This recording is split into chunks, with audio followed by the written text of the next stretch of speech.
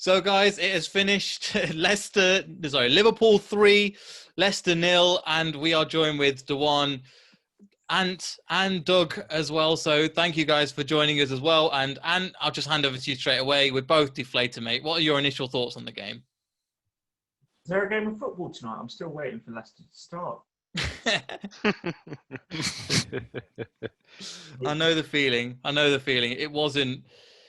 Do you know what? Compared to the rest of the result and the rest of the season that we've had, this has just looked so different. And you would have thought out of the two teams, it would have been us that had half the players that had played international duty. But it would look like the Championship or the Premiership at times.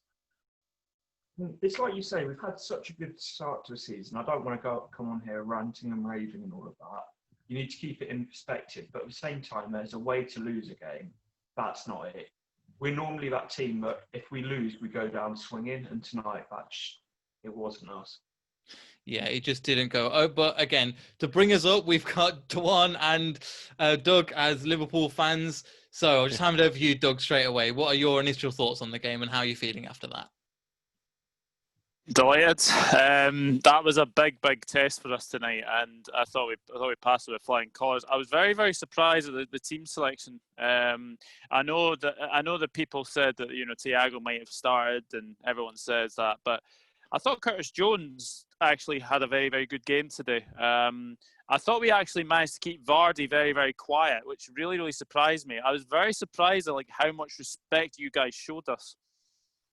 Yeah, it was an interesting one. I think that it was just something was off. Something was missing today. And it hopefully it doesn't trigger too much in different performances, Ant, but there was definitely something missing today. What do you think you put that down to? I don't know, because we said in the pre-game that we expected Liverpool to dominate possession and dominate sort of the majority of the ball. But when we had the ball, we didn't look sort of direct and going forward like we did against Man City and against Arsenal.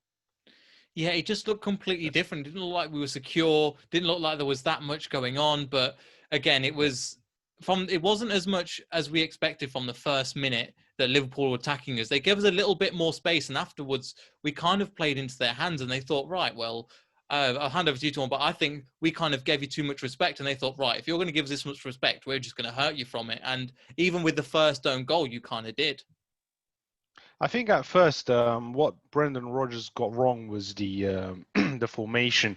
When you play three centre backs against the usual attackers from perspective of Salah, Firmino, and Mane, they love that. They destroy teams so many times when the opponents have had three at the back.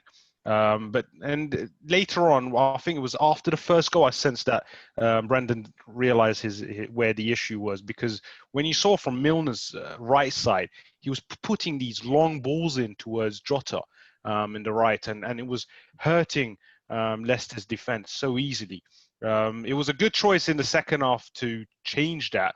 They continue playing that four at the back, but what I sensed was that Leicester I didn't see the enthusiasm from Leicester as I've seen in the many other games that they've played this season, which has, that's why we're sort of disappointed. I would say probably more from you guys, obviously, that they didn't show that, because I was expecting a lot. Even when at halftime, I was a bit wary that it's very cautious being 2-0 at halftime, regardless. Even when Firmino had those chances and missed, I thought, could we still get away with this win? Even though Leicester didn't really threat as much as I thought they would in that second half either. I would say the best chance they had was Harvey Barnes when Vardy played him in. Had he scored that, could have likely have changed the game. Being 1-1 before 2-0, and that would have definitely changed the game. But I was definitely surprised by Liverpool's perspective of how good they were today, because of the international duties, the injuries. No Henderson, no Van Dijk, no Gomez, no Trent, but Milner played way better than Trent has all season in this one game, and he was just phenomenal. Yeah, just to get your thoughts on that, Doug, because I know that Alexander-Arnold, obviously coming into the season, everybody was looking forward to. He was a very easy, still is a very good player, but just on Dawan's point, do you think he's kind of drop levels, and is he really Milner challenging for that right back position? I thought Milner was absolutely outstanding tonight. What else can that guy do? I mean, he's played left back, centre midfield. I think he's been right winger, left winger. I think the only two places he's not played is striker and centre back. I thought Milner was absolutely outstanding. I mean, obviously, we will get into the goals, but he has 2 assists from tonight. He has an assist for the own goal. I mean, to be fair to Johnny Evans, he could have actually had 2 own goals. I actually forgot if he actually knew that he was playing for Leicester or was actually playing for Liverpool, because he nearly scored another own goal in the second half. But no, I thought Milner was absolutely outstanding. To be fair, I've actually said this a lot this season. I think Robertson has been better than Trent this season, and I actually think that maybe Trent is on a bit of a downward spiral, because he had such a good season last season. He was so good in 18-19 as well. I think maybe he's just having one of those seasons where he's just trying to get back to his best. But I've said it for a wee while that Robertson has been better than him this season. But as a question for Milner starting on that right back spot, yeah, I think if he keeps going the way he is, I think there's no alternative but to play Milner at right back. I mean, he did look awesome. And just to bring it back to you, Ant, a little bit with the first goal, as Doug was saying, with the Johnny Evans, could have had 2 own goals. He kind of epitomised Leicester in a certain extent. Normally you see him, he's quite calm on the ball, quite trustworthy. He's kind of runs it from the forwards back. And that first goal, even though it didn't rattle him, it kind of summed up Leicester's performance today. Just all kinds of backwards. Just so Johnny Evans like. He's normally that calm leader at the back, but everything through him, he never looks panicked. Everything just looks so simple to him.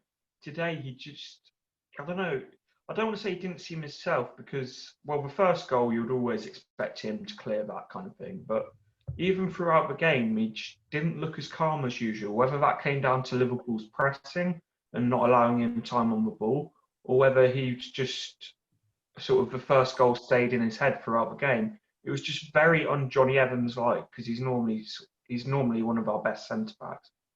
Yeah, and I think as well, it was just I think overall you've just got to give credit to Liverpool. They were just that much for a better side, and we can't really complain too much because there was so much good going on within that. I think just one of the things I've just got down, dominant Liverpool, could have been more. And that was after 30 minutes. There could have been so many more goals. Just kind of over to you, Dawan. Like, I'm kind of glad it only ended 3-0, because, man, that could have been genuinely 7 or 8 chances. I mean, I will hand over to you because we'll skip forward to the second half a little bit. And the Firmino thing, I've put down on part of my notes. It could have, normally you see that in like an unlucky compilation goals on YouTube. That's literally, I've never seen something like that actually in real life. It was unbelievable. You see normally that kind of stuff on Sunday 5-a-side thing.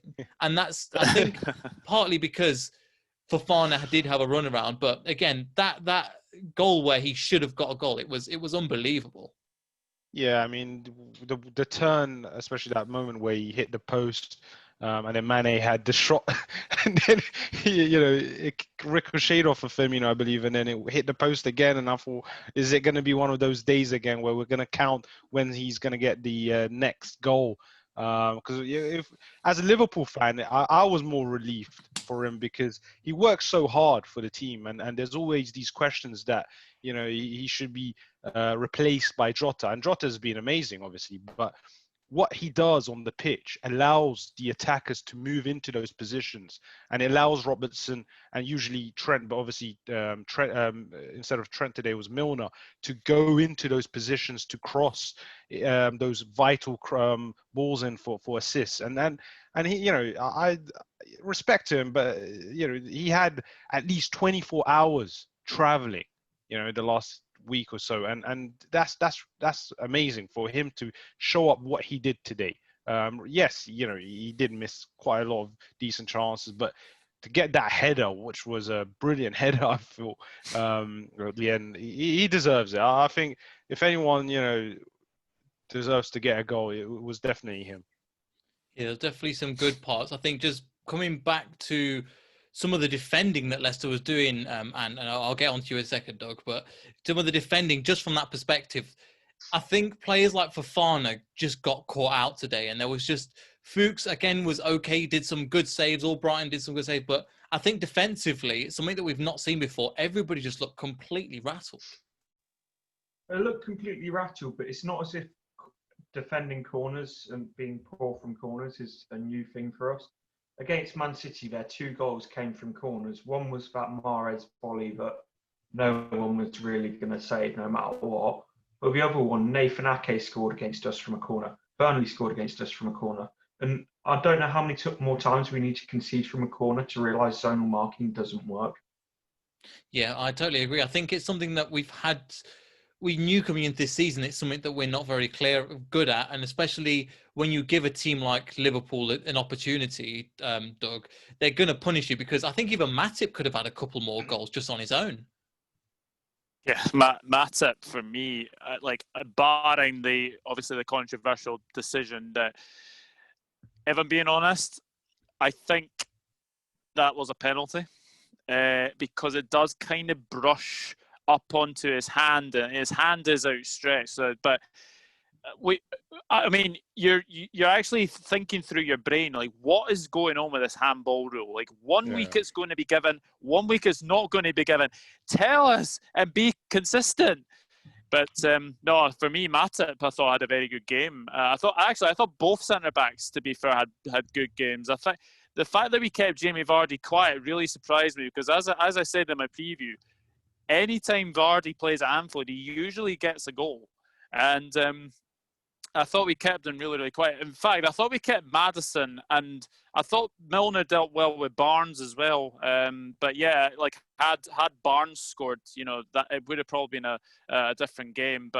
And then you've got players like Robertson, and you've got Jota, who cannot stop scoring against you guys. I said it in my preview. I fancied him to score tonight, and boy, he did. What a signing he's proven out to be. Yeah, absolutely brilliant. Just over to you, Dawan. What are your thoughts on obviously the defence and then Jota as well? Well, I was shocked that Fabinho was starting. I was thinking it might be Nat Phillips starting, and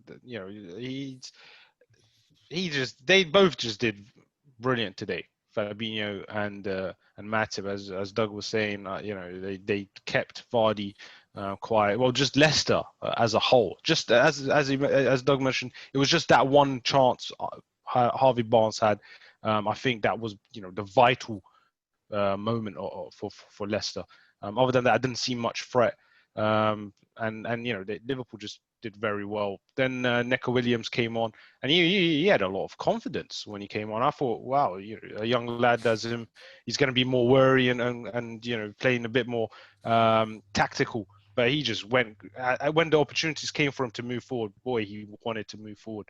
I think this is the thing about this team, Liverpool, is that a lot of teams are trying to, opponents and other teams like Leicester and all these teams are looking at Liverpool as a sort of a plan of look at this team, because they're trying to plan. It took Klopp quite a while to create this sort of squad, this hard-working team.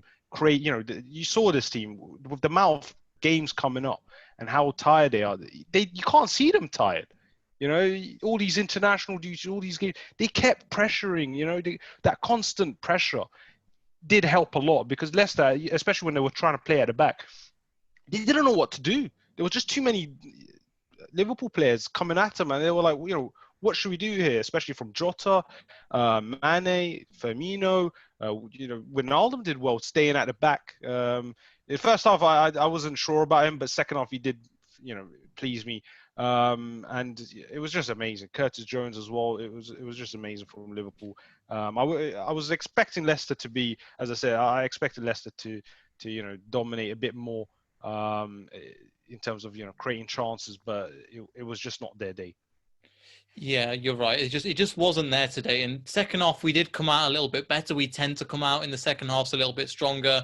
For the first time, when Fuchs and Barnes came off and Pratt and Under came on, for the first 5 minutes, that looked quite decent. We were playing some okay football.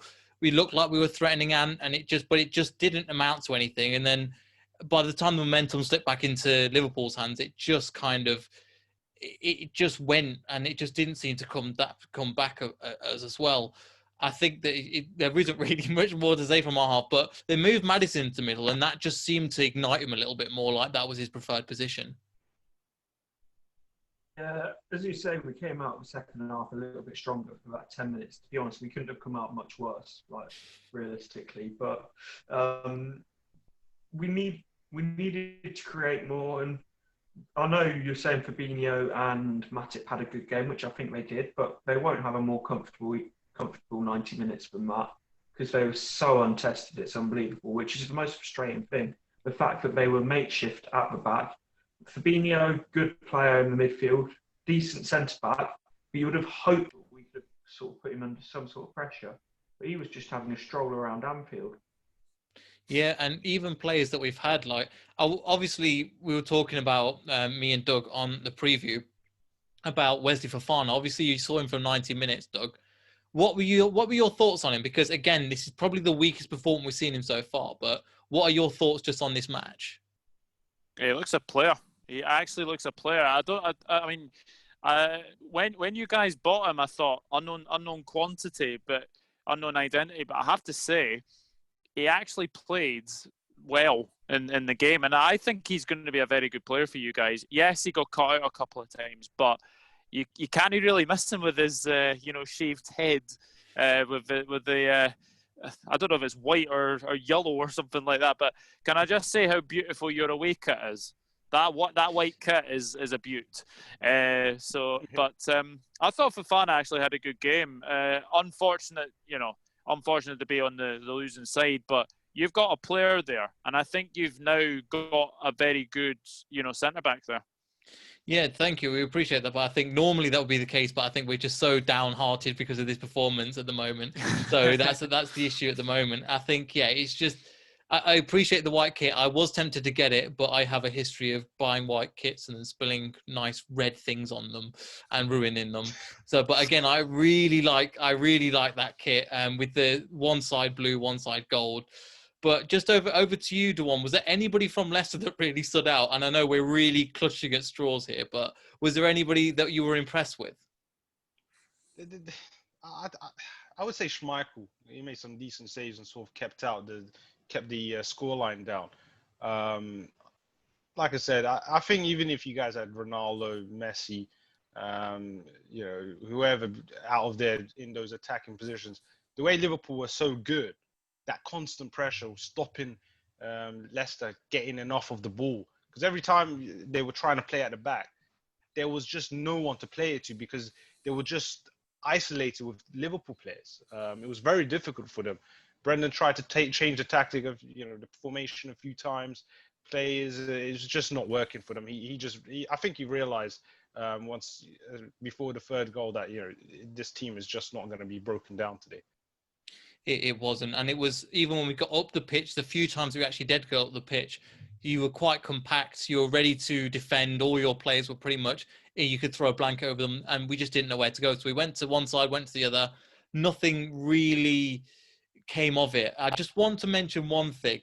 I'd like to think of myself as quite pragmatic, to be honest, and I'll like to see things from both sides. However, I was listening to MSNBC and like the football channel, and they talked about Liverpool like they're all gods. And again, brilliant performance. You definitely deserve the win, 100%. But the way that was performed, I was like, I've never been so annoyed watching football. They got onto Brendan Rodgers and immediately talked about his time at Liverpool rather than actually talk about his season last season with Leicester, which I thought was just so frustrating. I don't know if you had that on your end and when you were watching it. No, from where I watched it from, we'll say that it had Jamie Carragher on it, and I like Jamie Carragher as a pundit, just not when it's Liverpool, because he can't take his red tinted glasses off. Like you're saying with that penalty, it never happened and stuff. But I'll guarantee you that was at the other end. He'll be screaming, "Handball!" Can't do a Scouse accent. That was awful. But No, but you know what I mean. Yeah, I mean, I We- agree with that. Yeah. We're really clutching at straws to look forward to tonight. Yeah, that's all I've got, because literally it was just Leicester were disappointing. We weren't good enough. But again, I don't think we should be too downhearted. If we have a look at the table, we have a look at the possession. Liverpool have 57. We had 43. I don't know how we had that many. Shots 24. Leicester had 11, which again I'm surprised at. We had 4 shots on target to Liverpool's 13, which is fantastic for you guys. 10 corners, 3 corners, 15 fouls for you and 6 fouls against. However, if we look at the table at the moment, Liverpool are on 20 points. Leicester are on 18 points. We're in 4th. Southampton have a game in hand, and Aston Villa. However, I think overall, and we're still having a very good season. It's not time to throw in the towel and start crying now, because we've got a lot of games ahead of us. And I think one thing that wasn't mentioned, we're still missing Ricardo, we're still missing Castagna, we're still missing Sionchu, and we're still missing Ndidi. These guys are big players for us going forward, and we're definitely going to need them if we're going to stay this high in the table. Yeah, as you say, we're having a brilliant season. Let's not lose perspective of that. Like, yes, we've lost it away at Liverpool, but Liverpool have been in 2 Champions League finals in the last 3 years. They're Premier League winners last year. They were so close to winning it before. Like, they are the sort of elite side in England. Like, yes, we've lost to them. Yes, it was a pathetic sort of attempt to get at them. Like, the performance today wasn't good enough. Yeah. But let's not lose sight of where we are. We're going to be pushing again for Europe this year, hopefully. Top 6, I'm hopeful that we'll be there or thereabouts. So 1 game away losing at Anfield won't define our season. Yeah, totally agree, because it's Yeah. so hard to lose track of that. Bearing in mind, we put 5 away at Man City. We got 3 points on the road to Arsenal, who again, I know they're under rebuild, but it's still won at Arsenal. There's still some very, very good performances to be taken, but just from this game in particular, there just doesn't seem to be any. I think James Justin had a decent-ish game today, and that's really saying a little bit. But to be honest, nobody really had more than a 5 out of 10, to be honest. So I'd just like to say, I don't know if Doug or Dawan, if you've got any other points to kind of go on, because at the moment I think there just wasn't too much going on from Leicester perspective. I'll just give it over to you, Doug, first, Doug. I thought James Justin had a good game for you guys. I've been very impressed with James Justin, actually. I've been very impressed that he can play on the left, he can play on the right. I know he was right back in the first half. I think he moved to left back second half as well. I like the versatility of him as well. But as Ant says, trips to Anfield won't define your season. It'll be the games at home. It'll be the Europa League games as well. And it'll be sort of teams in and around you as well. But I think, yeah, you're getting players back. I mean, Ricardo's still to come back, and Ndidi's still to come back. Castagna, who I absolutely rate as a right midfielder, right back almost. I think you guys will be fine. I don't have any qualms for you. And all I'll say is I wish you the best of luck for the rest of the season. Thank you. It will be great until we play you again, hopefully our ground, and hopefully it will be better. Dawan, do you have any more thoughts on that? Because at the moment, yeah, I think we're just, as me and Ant say, we're all a bit disheveled at the moment. I think, Leicester are having a good season. Just you guys need to also remember that whoever's come into Anfield and played Liverpool, Liverpool's last home defeat in the Premier League was back in April 2017, and I think it was Crystal Palace who beat Liverpool 2-1. So you have to say, this is a ground that no one is certain of anything. The only team that is certain of actually coming out likely not losing is obviously Liverpool. And to be fair, I think Leicester have had a good season. They shouldn't put their heads down or be shamed. They just got to worry about the next game. Don't look at the table, because the table isn't telling me anything. I mean, look at Man City's position, Arsenal position, Southampton's close, Everton's. It's all of a mess. Just get to the 12th or 13th game, then we'll definitely have a review of where everyone's going. Let's hope so. Let's hope so. There's definitely some good games for Leicester to come up. So I'd like to thank everybody for paying attention. What's more, we'll be back with a preview, with a post-match review for the next game. And who are we playing next game on Thursday in the Europa League? I don't even know. We're too concentrated on this one. One of the teams in League. Yeah, we'll for the Thursday game we play one of the teams in group. It's Braga. Oh, is it Braga? Braga. Away, yeah. Okay, that's a long traveling, Braga. but we'll definitely do some more recording. I'd like to say everybody thank you for watching once again. Sorry, Doug on this side. Doug, where can the people find you and your channel? Well, thank you very much for having me yet again. It feels like I've done loads of previews with you guys this week, which I absolutely love to do. But you can find me on the Dugout Football channel, and you can also find me on Twitter at enroad_1992. You can also find me on Instagram at Douglas.Horn, and you can find me on Facebook, Douglas James Horn. But yeah, thank you very much for having me, and I'm glad you actually had me after. Well, it has to be a bit of a deflating night for Leicester. But as I've said, this isn't the game that defines your season. It's Europa League games. It's teams in and around you. Don't be too downhearted. Nobody goes away from Anfield now with anything really. But as I said earlier, I do wish you the best of luck for this season. Brilliant. Really appreciate it. Thank you for joining once again. And make sure I'll leave all of Doug's stuff down in the description down below so you can go give him a follow on his socials as well. And thank you, Dawan, for joining. It's been a while since you come on, but really appreciate you joining once more.